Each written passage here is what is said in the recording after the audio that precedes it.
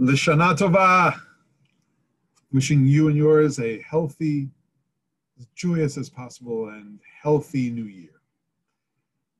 Congregation Or Zarua undertakes the study of Rashi this Jewish New Year. In 5781, we'll be exploring the very important commentary of Rashi, our, let's say, baseline commentator for Torah study. And though much of the Torah was explicated and explored through Mishnah and Talmud and Midrash, Rashi holds a special place as a Ben Gola, as part of the Jewish diaspora in France, in Ashkenazic lands. Rashi opened up the library of Mishnah and Talmud and Midrash and chose from all those sources that he had on his shelves, or at least he knew where the manuscripts lie because he had great teachers who had access to those manuscripts before the printing press existed. And he brought forward midrashim and rabbinic texts that expressed the understandings that Jewish people have about our sacred source, the Torah, and of course the Talmud itself. But focused on the Torah commentary, we will be able to understand a little bit more deeply the Jewish sensibilities when it comes to relating to even some of the most difficult texts we have, some of the most challenging, and some of the most meaningful ones. For instance, this Rosh Hashanah, like every other one we've experienced, we encounter and we are faced with the story of the Akeidah, the binding of Isaac. And let's be honest, it's a troubling tale. We're troubled by the commandment to take Isaac up the mountain and to bind him and offer him there as a sacrifice. But comes Rashi and rescues the entire story, because Rashi tells each of us in the end, as human beings, be careful how you interpret religious action in the world. Be careful when it comes to interpreting what you see as a divine commandment. Take heed. Be very clear about what we understand about divine ethics, that they are chesed, the emet, they are full of kindness and truth. Rachamim, mercy, even when God has to exercise judgment. That God's mishpatim, that God's judgments are righteous and will endure forever. And so when we are faced with what seems to be the straightforward meaning of the text, that God commanded Abraham to sacrifice his son on an altar, on the mountain, Har HaMoriah, that mountain which will become the mountain upon which the temple will be built for future generations, we're troubled. How immoral an ask.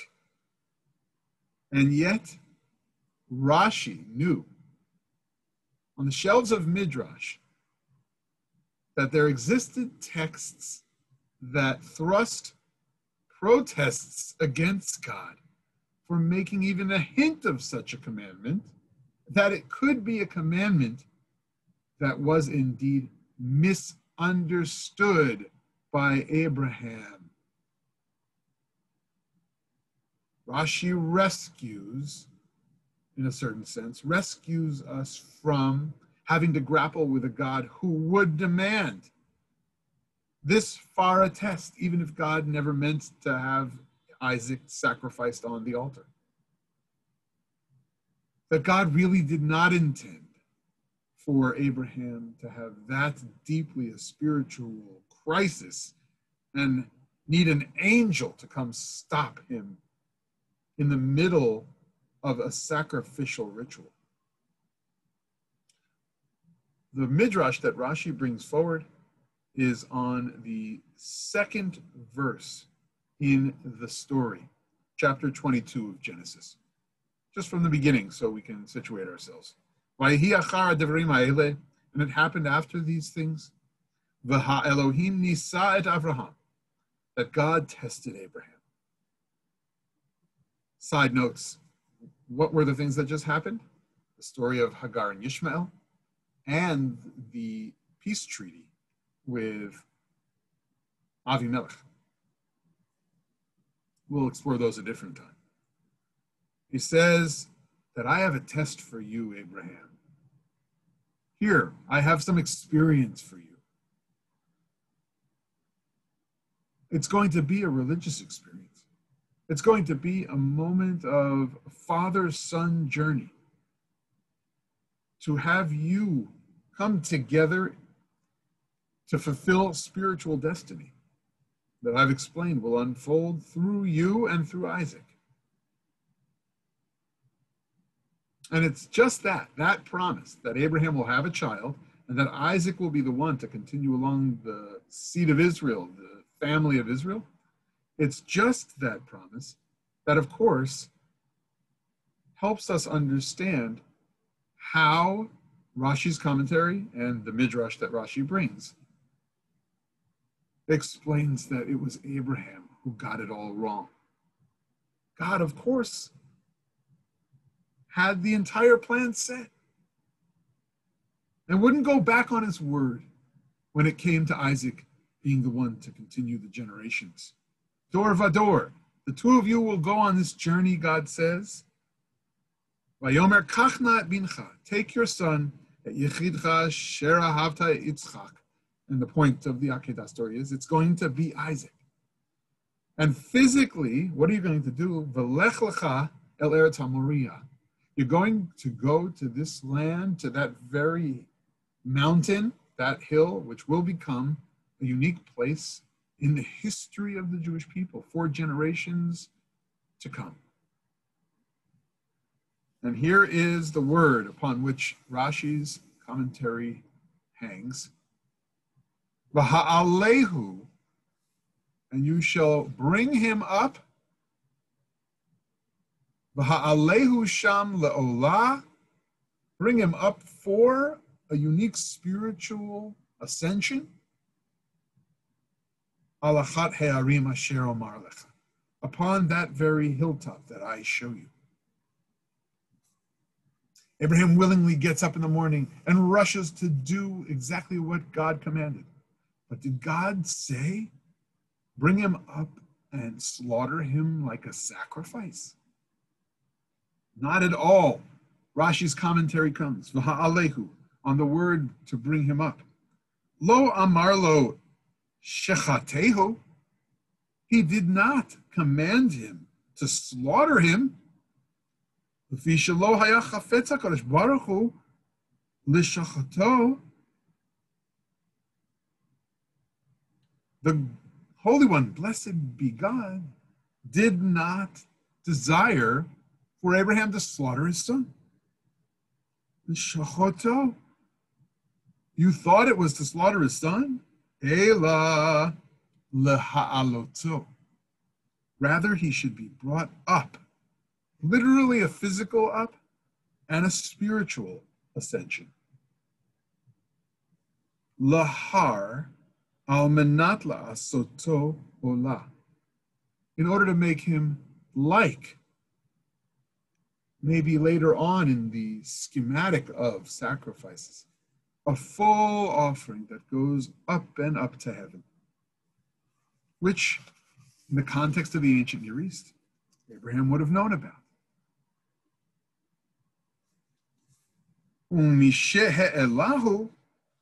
And once you have brought Isaac up to that place, Amarlo ha'Elohim, God says to Abraham, Horideho, and you'll also bring him down. This is the understanding that we see not only in the Rashi commentary, but in terms of Rashi's project. In the Midrash in Bereshit Rabbah, that Rabbi Aha is brought forward, of course, challenging an ambiguous sounding commandment from God and a misinterpretation by Abraham our father. Between God's commands and humanity's understandings, sometimes there is a great chasm. But if we will look towards the Tanhuma version of that very midrash, we get a mashal, we get a parable that explains the meaning of the Bereshit Rabbah, the midrashic commentary, so that we can have a clearer sense of what really was then a story of fixing a big problem, that there was a human misinterpretation of a command by God in chapter 22 of Genesis. A king says to his friend, I desire a child be brought up to my table. And so his friend takes his kid and he puts him on top of the table. And then he brings a big knife so that the king can slaughter him. The king whips around. What are you doing? I asked for you to bring a child to my table so that we could lift his spirits, bring him into our conversation, lift him up into these royal chambers. I didn't mean put him on top of the table and bring a knife to kill him. This is the kind of misinterpretation that even the founder of our people, the creator of Am Yisrael, in the Lech Lecha journey with the going from his father's home, from the land of his birth, into the land of Canaan, into the promised land of Israel, this is the kind of misinterpretation that even the righteous Avraham could have made. Shema amarti lecha lishchoto? Did I really tell you to slaughter him? I meant you have to be an interpreter of my commandments. Because as we read in the book of Jeremiah, and the Midrash in Tanhuma brings forward this important chapter of the prophets, he said, I didn't command it, I didn't say it, and it never even came to my mind that there could have been such a mistake made that you would think to sacrifice a child. The angels are known to have said to God in those midrashim, God, lo chashavta enosh. You didn't really take into account the kind of human dimension and potential pitfalls of the human heart when it comes to fulfilling your word. There will be those who take it too literally. There will be those who think that morality is defined by simply saying, God told me so, instead of figuring out what true religious ethics you have taught through your word, through the teachings of your prophets, through the deeper understandings of your names like truth, emet, and like shalom, like peace. The angels are willing to challenge God. Rashi is willing to challenge Abraham by bringing forth a commentary that is based in a midrash that says Abraham misunderstood a divine commandment, thereby rescuing the story for us. In terms of our relationship with God, who seeks goodness, who set forth the Jewish people into the world to discover how to bring righteous action to bear, to sanctify life, and to make a holier world of this one down below, without sacrificing our children, without sacrificing the next generation. Thank you, Rashi. Thank you for studying with me. Thank you for starting this year, 5781, and celebrating Rosh Hashanah with this Torah study of one of the central narratives of our tradition that challenges us each year to find a new way to read Torah, to learn Torah, and to appreciate the eternal messages of all of our sacred texts in the Jewish library. Shana Tova, Umituka. Sweet and good and healthy New Year.